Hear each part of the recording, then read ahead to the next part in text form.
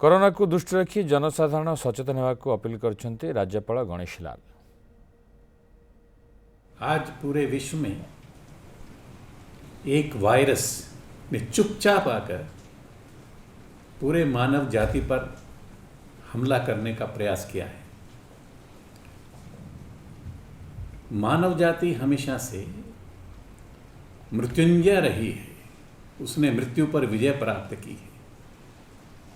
वह हर मनुष्य स्वयं शासित है, वह किसी के पराधीन होकर चल नहीं सकता।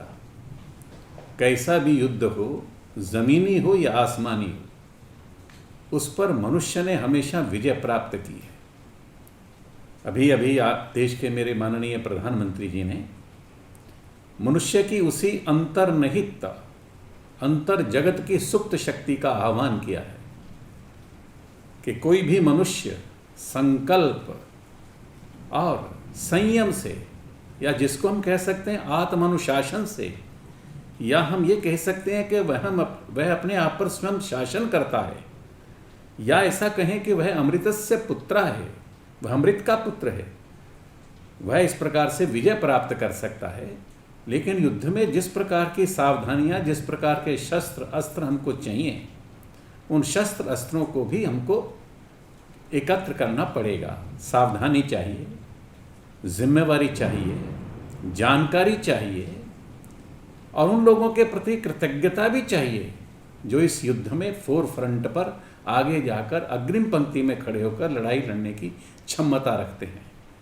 वह बड़े बड़े ऐसे अमीर लोग हो सकते हैं जिनके पास लोग सर्विस करते हैं, वह डॉक्टर्स हो सकते हैं, वह ग्रोसरी का काम करने वाले, सामान देने वाले, सप्लाई करने वाले, लाइफ सेविंग्स ऐसे आर्टिकल्स, कमोडिटीज़, वस्तुओं को जो सप्लाई करने का इस समय काम करते हैं। क्योंकि युद्ध के अंदर सभी प्रकार के व्यक्तियों का सभी प्रकार से योगदान होता है और सभी प्रकार के व्यक्ति सभी प्रकार के अपने अपने उपक्रम करते हैं।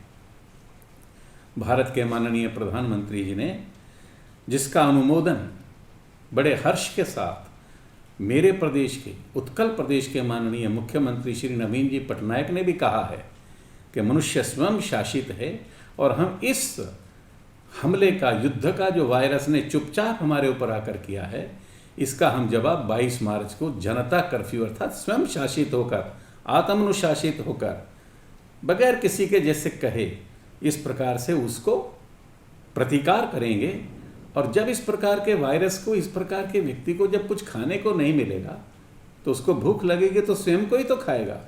इस प्रकार से हम इस वायरस को परास्त करने की क्षमता रखते हैं।